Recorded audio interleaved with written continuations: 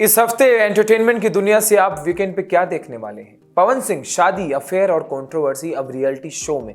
जिंदगी का सच, अर्जुन बिजलानी का आलीशान घर, प्राइवेट बार, लग्जरी बेडरूम तक यश जौहर की फोटोग्राफी से धर्मा प्रोडक्शन तक का सफर और अग्निपथ का दर्द। 2 घंटे 15 मिनट की वो जबरदस्त फिल्म जिसने पहले ही दिन तोड़ दिए 8 फिल्मों का रिकॉर्ड। बिग बॉस 19 इस हफ्ते के एविक्शन को लेकर बड़ी अपडेट। मलाइका अरोड़ा 7 साल में 2 करोड़ का प्रॉपर्टी प्रॉफिट, जानिए कैसे किया कमाल। जॉली LLB 3 वकीलों को अपमानजनक ढंग से दिखाने के आरोप पर हाईकोर्ट का बड़ा फैसला। आप देख रहे हैं माया नगरी, मैं हूं आपके साथ आशीष दुबे, जहां पे एंटरटेनमेंट की दुनिया से रूबरू कराता हूं और मैं बताता हूं कि क्या दिलचस्प कहानियां हैं, क्या नया रिलीज आया है और वीकेंड पे आप क्या कुछ खास देख सकते हैं। शुरू करते हैं OTT रिलीजेस से। इस वीकेंड आप जो है OTT पे क्या देख सकते हैं जो आपके मनपसंद वीकेंड को और मजबूत बनाएगा। इस वीकेंड OTT प्लेटफॉर्म पर जबरदस्त एंटरटेनमेंट की बरसात होने वाली है। चाहे आपको सस्पेंस और थ्रिलर पसंद हो, क्राइम ड्रामा, फैमिली एंटरटेनमेंट या फिर रियलिटी शो, हर किसी के लिए कुछ ना कुछ नया रिलीज हुआ है। तो चलिए जानते हैं इस वीकेंड के बड़े OTT अपडेट्स के बारे में। सबसे पहले बात कर लेते हैं विक्रांत मैसी और शनाया कपूर की फिल्म आंखों की गुस्ताखियां। यह शनाया कपूर की डेब्यू फिल्म है जो थिएटर्स में ज्यादा नहीं चली, लेकिन अब 5 सितंबर को ZEE5 पे जो है आपको देखने को मिल जाएगी। क्राइम थ्रिलर के शौकीनों के लिए राजकुमार राव और मानुषी छिल्लर स्टार मालिक अमेजॉन प्राइम पर आ चुकी है। वहीं नेटफ्लिक्स पर रिलीज हुई है मनोज बाजपेयी और जिम सर्ब की इंस्पेक्टर झेंडे, जहां बाजपेयी पुलिस अफसर के रोल में है। फैमिली एंटरटेनमेंट की तलाश है तो साउथ मूवी जूनियर आपके लिए परफेक्ट है। इसके अलावा अनुष्का शेट्टी अपनी नई फिल्म घाटी के साथ OTT पर वापसी कर रही हैं, जो ड्रग ट्रैफिकिंग और सिस्टम की सच्चाई पर आधारित है। पूरी आपको जो है इसको देख के मजा आने वाला है। रियलिटी शो लवर्स के लिए भी सरप्राइज है। Business tycoon Ashneer Grover host कर रहे हैं शो राइज एंड फॉल, जिसमें अर्जुन बिजलानी, धनश्री वर्मा, कीकू शारदा और कुबरा सेठ जैसे स्टार्स नजर आएंगे। यह 6 सितंबर से MX प्लेयर पर स्ट्रीम होने वाला है। इंटरनेशनल दर्शकों के लिए भी मजेदार कंटेंट है। अमेरिकी वेब सीरीज द पेपर 5 सितंबर को जो जियो हॉटस्टार पर आ जाएगी और हॉलीवुड एक्टर मार्क रेफेलो की क्राइम ड्रामा सीरीज टास्क 7 सितंबर से स्ट्रीम होने जा रही है। अगली सबसे बड़ी खबर पवन सिंह को लेकर है। पवन सिंह शादी, अफेयर और कंट्रोवर्सी अब रियलिटी शो में भी अपनी जिंदगी का सच बताने उतर गए हैं। भोजपुरी सिनेमा के पावर स्टार पवन सिंह अपनी फिल्मों और गानों के लिए जितने फेमस हैं, उतना ही बार वो अपनी पर्सनल लाइफ और विवादों को लेकर भी सुर्खियों में रहते हैं। 2 शादियां, अफेयर और लगातार उठते विवाद, इन सबके बीच अब पवन सिंह एक रियलिटी शो के जरिए अपने जीवन का सच बताने जा रहे हैं। पवन सिंह की पहली शादी 2014 में नीलम सिंह से हुई, लेकिन साल 2015 में उनकी पत्नी ने आत्महत्या कर ली, जिससे बड़ा विवाद खड़ा हुआ। इसके बाद उनका नाम भोजपुरी एक्टर्स अक्षरा सिंह से जुड़ा। दोनों का अफेयर लंबे समय तक चर्चा में रहा, लेकिन बाद में रिश्ता टूटने पर जमकर आरोप प्रत्यारोप भी हुए। पवन सिंह ने फिर 2018 में ज्योति सिंह से दूसरी शादी की। यह रिश्ता भी लगातार विवादों में रहा। ज्योति ने उन पर कई गंभीर आरोप लगाए और मामला कोर्ट तक पहुंच गया। उनके करियर के सफर की बात करें तो पवन सिंह ने लॉलीपॉप लागेलू जैसे सुपरहिट गानों से पहचान बनाई, भोजपुरी इंडस्ट्री में टॉप स्टार बने, लेकिन फिल्मों से ज्यादा वे अपनी शादी, रिलेशनशिप और विवादों के कारण ट्रेंड में रहते हैं। अब पहली बार पवन सिंह किसी रियलिटी शो के मंच पर अपनी पर्सनल लाइफ के बीच को साझा करेंगे, सामने रखेंगे। इस शो में वे खुलकर बताएंगे कि आखिर उनकी जिंदगी में इतना विवाद क्यों हो रहा है, किस तरह उन्होंने इन हालातों का सामना किया। तो कहा जा सकता है कि पवन सिंह का यह शो उनके फैंस के लिए बेहद खास होगा, जहां एक तरफ वे अपने करियर और संघर्षों की बात करेंगे, वहीं दूसरी तरफ अपनी पर्सनल लाइफ से जुड़े उन सवालों का जवाब देंगे जो हमेशा सुर्खियों में रहे हैं। इस बार पावर स्टार सिर्फ पर्दे पर नहीं बल्कि रियलिटी शो में भी जिंदगी का सच सामने लेकर सबके सामने रखेंगे। अर्जुन बिजलानी को लेकर एक बड़ी खबर है। मैं आपको बता दूं, आलीशान घर, प्राइवेट बार से लग्जरी बेडरूम तक, एक बड़ी खबर। टीवी के पॉपुलर एक्टर अर्जुन बिजलानी आज किसी पहचान के मोहताज नहीं है। नागिन इश्क में, मरजावा और कई हिट सीरियल्स में उन्होंने घर घर में अपनी अलग पहचान बनाई। एक्टिंग के साथ साथ अर्जुन अपनी लग्जरी लाइफस्टाइल को लेकर भी चर्चा में रहते हैं। हाल ही में उनके घर की इनसाइड फोटोज सामने आई और सच कहे तो उनका यह घर किसी ड्रीम होम से कम नहीं है। अर्जुन बिजलानी मुंबई के पोश इलाके में रहते हैं। यहाँ का हर फ्लैट करोड़ों में बिकता है और उनका घर भी करोड़ों की कीमत का है। शहर की भागदौड़ के बीच उन्होंने अपने घर को इस तरह डिजाइन कराया है कि ये शांति और लग्जरी का परफेक्ट कॉम्बिनेशन बन जाता है। घर की शुरुआत होती है लिविंग एरिया से, जहां का डेकोर क्लासी और मिनिमलिस्टिक है। वुडन फिनिश, हल्के कलर और सॉफ्ट लाइटिंग जिसे रॉयल लुक देते हैं। प्राइवेट बार, हाँ, अर्जुन ने अपने घर में एक छोटा सा लेकिन स्टाइलिश बार बनाया हुआ है। यहाँ उनका पर्सनल कलेक्शन मौजूद है और यह जगह पार्टी मूड के लिए परफेक्ट है। शूटिंग के बिजी शेड्यूल के बाद यही जगह उन्हें रिलैक्स करती है और दोस्तों के साथ वक्त बिताने का मौका देती है। आज अर्जुन बिजलानी टीवी इंडस्ट्री का बड़ा नाम है और अपनी मेहनत से इस मुकाम तक पहुंचे हैं। जल्द ही वो reality show rise and fall में भी नजर आएंगे। उनके आलीशान घर की तस्वीरें देखकर साफ है कि उनकी सक्सेस और स्ट्रगल का रियलिटी जो अब सामने आ रहा है उनके लाइफस्टाइल में साफ झलकता है। तो ये था अर्जुन बिजलानी के लग्जरी घर का tour. Private bar, massage chair, classy living room और करोड़ों की कीमत। ये घर सिर्फ एक एक्टर का एड्रेस नहीं बल्कि उनकी मेहनत और सक्सेस की पहचान है। यही वजह है कि अर्जुन आज सिर्फ पर्दे पर नहीं बल्कि अपनी लग्जरी लाइफ में भी फैंस के दिल जीत रहे हैं। यश जौहर, फोटोग्राफी से धर्मा प्रोडक्शंस तक का सफर और अग्निपथ का दर्द। बॉलीवुड की दुनिया में कई नाम हैं जिन्हें इंडस्ट्री को नया मुकाम दिया है। उन्हीं में से एक है यश जौहर, करण जौहर के पिता और धर्मा प्रोडक्शन के संस्थापक। लेकिन कम ही लोग जानते होंगे कि यश जौहर का सफर फिल्मों में नहीं बल्कि फोटोग्राफी से शुरू हुआ था। मधुबाला से मुलाकात ने उन्हें पहला ब्रेक दिलवाया और फिर आगे उन्होंने जो बनाया वो हिंदी सिनेमा के इतिहास में मील का पत्थर साबित हुआ है। 1950 के दशक में यश जौहर ने एक अखबार में फोटोग्राफर बनने की कोशिश की। उस दौर में उन्हें बड़ा मौका मिला जब उन्होंने मुगल-ए-आजम की शूटिंग के दौरान मधुबाला की तस्वीरें खींची।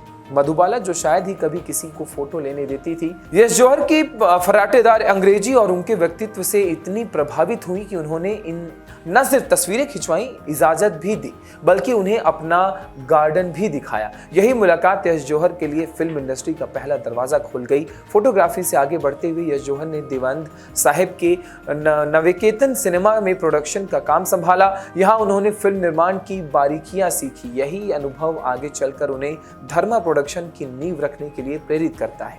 एक साधारण लड़का जो कभी दुकान संभालता था अब बॉलीवुड का बड़ा निर्माता बनने की राह पर था। यश जौहर के फिल्मों में हमेशा रिश्तों की गर्माहट, भव्यता और भारतीय संस्कृति की झलक देखने को मिलती थी। वे मानते थे कि फिल्में सिर्फ कहानियां नहीं बल्कि अपनों का साकार रूप होती है। यही वजह है कि उनकी हर फिल्म भावनाओं और पारिवारिक मूल्यों से जुड़ी होती थी। साल 1990 में आई उनकी फिल्म अग्निपथ को लेकर यश जौहर और उनकी टीम को पूरा भरोसा था कि यह ऐतिहासिक साबित होगी। अमिताभ बच्चन जैसे स्टार, दमदार कहानी और शानदार निर्देशन सब कुछ मौजूद था। प्रीमियर के बाद लोगों ने फिल्म की तारीफ भी की, लेकिन बॉक्स ऑफिस पर फिल्म बुरी तरह फ्लॉप हो गई। इस असफलता ने यश जौहर को तोड़ दिया था। उनकी मेहनत और दूरदर्शिता के बावजूद फिल्म का न चलना उन्हें भीतर से खा गया। अग्निपथ और बाद में डुप्लीकेट जैसी फिल्मों की असफलता ने उन्हें इंडस्ट्री में एक असफल निर्माता की छवि दे दी। इस दर्द को उनके बेटे करण जौहर ने भी गहराई से समझा।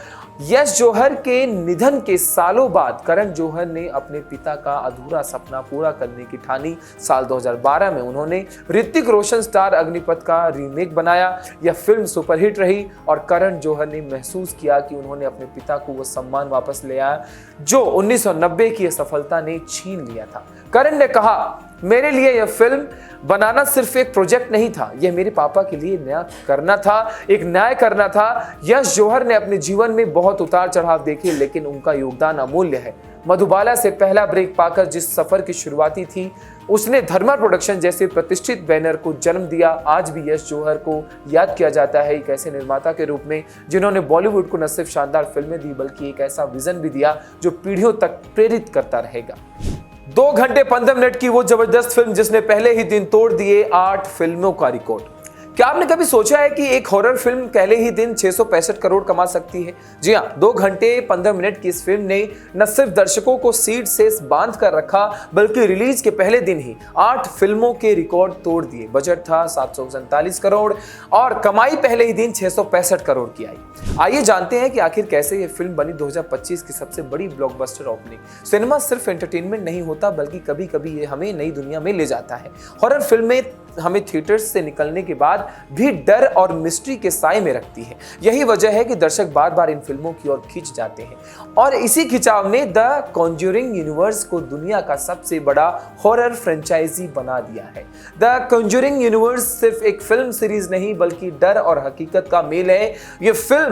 ये फिल्में पैरानॉर्मल इन्वेस्टिगेटर्स एड और लॉरेन वॉरेन का असली लाइफ के केस पर बनी है। इसी वजह से इनकी कहानियां और भी ज्यादा असली और डरावनी लगती हैं। एनाबेल द नन और ला लोरान कि जैसे स्पिन ऑफ ने भी दर्शकों को खूब डराया और कमाई की झड़ी भी लगाई। 5 सितंबर 2025 को रिलीज हुई द कॉन्ज्यूरिंग लास्ट राइट्स इस यूनिवर्स का आखिरी चैप्टर है। कहानी 1986 की स्मॉल हॉन्टिंग घटना पर आधारित है, जिसे वॉन कपल ने इन्वेस्टिगेट किया था। ये उनका आखिरी केस माना जाता है और इसी वजह से फिल्म को लेकर लोगों की उम्मीदें और भी ज्यादा थी। फिल्म को डायरेक्ट किया है माइकल चॉक्स ने। स्टारकास्ट में वेरा फार्मिगा और पैट्रिक विल्सन एक बार फिर एड और लॉरेन वॉरेन के किरदार निभाते नजर आए। साथ ही मिया टॉमलिसन और बेन हार्डी ने भी अहम रोल निभाए। यह स्टारकास्ट अपने आप में दर्शकों को सिनेमा घर तक खींचने के लिए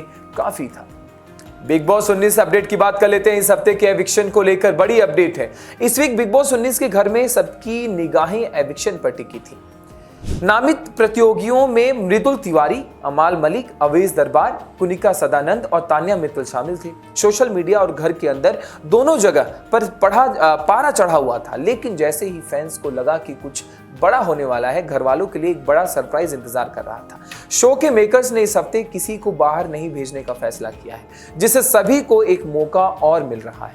इस निर्णय ने दर्शकों को हैरान कर दिया, लेकिन घर में मौजूद टेंशन और ड्रामा को अगले हफ्ते तक और गर्म रखा गया है। सलमान खान ने वीकेंड का वार में यह घोषणा करके सबको चौंका दिया है। फॉर्मूला टास्क, नॉमिनेशन राउंड्स और घर के अंदर की टकराहटों के बीच वोटिंग ट्रेंड्स दिखा रहे कि मृदुल तिवारी फिलहाल सुरक्षित हैं। उनके डिजिटल फैंस उन्हें भारी वोट भेज रहे हैं। वहीं कुनिका सदानंद, जो गुस्सैल टकरावों के लिए जानी जा रही हैं, सबसे ज्यादा खतरे में है। तान्या मित्तल भी आशाजनक लेकिन नाजुक स्थिति में है। अवेश और अमल खुले हैं, फैंस के प्यार के बावजूद थोड़ा कम एक्टिव दिख रहे हैं। नॉमिनेशन टास्क के दौरान टीवी हाउस में भावनात्मक टकराहटें बढ़ी। मृदुल ने कुनिका और तान्या के खिलाफ अपनी बात रखी, जिससे उनकी पॉपुलैरिटी बढ़ी। वहीं अमाल ने नर्म दावे में कुछ कमजोरियों की और इशारा किया, जबकि कुनिका ने केवल आपसी झगड़ों में रही बल्कि राशन पॉलिसी तक को चुनौती दे दी। एविक्शन ना होने का फैसला घर के भीतर कई रिश्तों को और पेचीदा बनाने वाला है। अब हर नामित प्रतियोगी के लिए यह मौका दुगना महत्व रखता है। या तो पुरानी ग्रुपिंग को मजबूत करेंगे या फिर गेम प्ले को दिखाएंगे। सलमान खान अगले वीकेंड का वार के दौरान पीली बर्फ जैसी घोषणा कर सकते हैं। यह हफ्ता तो बिना किसी के निकलने की गुजर गया, लेकिन अगला हफ्ता दमदार एविक्शन लेकर आ सकता है। कौन घर में बच सकता है और कौन निकल जाएगा, यह इमोशनल और राजनीतिक गेम दोनों के दबाव पर निर्भर करेगा। मलाइका अरोड़ा को लेकर बड़ी अपडेट। 7 साल में 2 करोड़ का प्रॉपर्टी प्रॉफिट, जानिए कैसे किया ये कमाल। बॉलीवुड एक्ट्रेस और फिटनेस आइकन मलाइका अरोड़ा सिर्फ अपनी स्टाइल और डांस नंबरों के लिए ही नहीं, बल्कि अपनी समझदारी भरी इन्वेस्टमेंट के लिए भी जानी जाती हैं। हाल ही में उन्होंने मुंबई के अंधेरी वेस्ट इलाके में मौजूद अपना लग्जरी अपार्टमेंट बेचकर 2 करोड़ रुपए का मुनाफा कमाया है। यह डील 2025 की चर्चित रियल एस्टेट डील्स में शामिल हो गई है। मलाइका ने यह अपार्टमेंट मार्च 2018 में खरीदा था। उस समय इसकी कीमत थी 3.26 करोड़। 7 साल बाद 2025 में उन्होंने इसे 5.3 करोड़ में बेच दिया, यानी 62% की वैल्यूएशन ग्रोथ और सीधा 2.04 करोड़ का प्रॉफिट।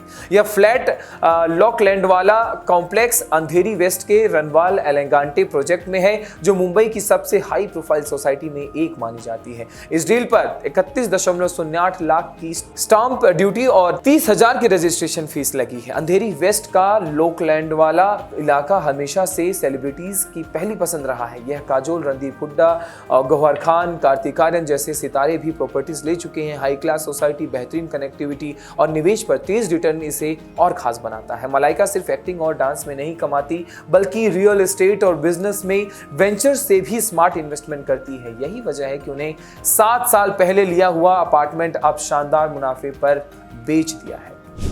जॉली एलएलबी 3 की बात करते हैं। वकीलों को अपमानजनक ढंग से दिखाने के आरोप में हाईकोर्ट का एक बड़ा फैसला आया है। अक्षय कुमार और Arshad Warsi star film jolly LLB 3 को लेकर पिछले कुछ दिनों से विवाद पर घिरे हुए थे। पुणे के कुछ वकीलों ने इस फिल्म पर आरोप लगाया कि इसमें वकीलों और न्यायपालिका को आपत्तिजनक तरीके से पेश किया जा रहा है। उन्होंने याचिका दायर कर फिल्म पर बैन लगाने की मांग की थी।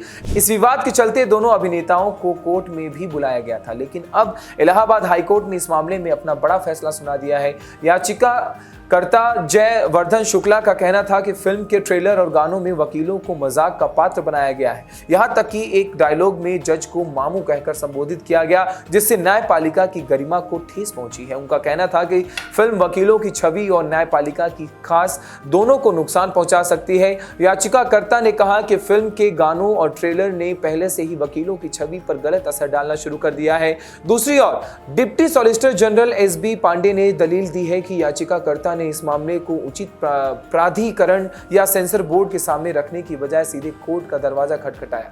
उन्होंने कहा कि आईटी रूल्स 2021 के मुताबिक अगर किसी कंटेंट से आपत्ति है तो पहले पब्लिशर या इंटरमीडिएटर की पास उन्हें जाना चाहिए। इस आधार पर कोर्ट ने याचिका को खारिज कर दिया और साफ किया कि फिल्म की रिलीज पर रोक लगाने की कोई जरूरत नहीं है। यह विवाद तब और चर्चा में आया जब 28 अगस्त को अक्षय कुमार और अरशद वारसी को कोर्ट में पेश होने का आदेश दिया गया था। वकीलों का कहना था कि फिल्म की सामग्री ने केवल पेशे को अपमानित नहीं किया है, बल्कि यह आम जनता की नजरों में न्यायपालिका की छवि को प्रभावित कर सकती है। जबकि कोर्ट ने साफ कह दिया है कि फिल्म पर कोई रोक नहीं लगेगी। दर्शक बिना किसी अड़चन के 19 सितंबर 2025 को जॉली एलएलबी 3 को सिनेमाघरों में देख पाएंगे। यह फैसला न सिर्फ फिल्म निर्माताओं और कलाकारों के लिए राहत की खबर है, बल्कि इससे यह संदेश भी गया है कि कला और व्यंग को लेकर आध्यात्मिक संवेदनशीलता से बचना चाहिए। आप देख रहे थे माया नगरी, एंटरटेनमेंट की वो दुनिया जहां मैं आपको रूबरू कराता हूं खास दिलचस्प कहानियों से और समझाता हूं कि आखिर किसने क्या किया, क्या कब रिलीज होगा, क्या रिलीज हो चुका है, किसने कितना कमाया, और हाँ, एंटरटेनमेंट की दुनिया के खास मसालेदार गॉसिप से भी। आप देख रहे थे माया नगरी, मैं आपके साथ आशीष दुबे। फिर मिलेंगे अगले एपिसोड में, तब तक के लिए नमस्कार।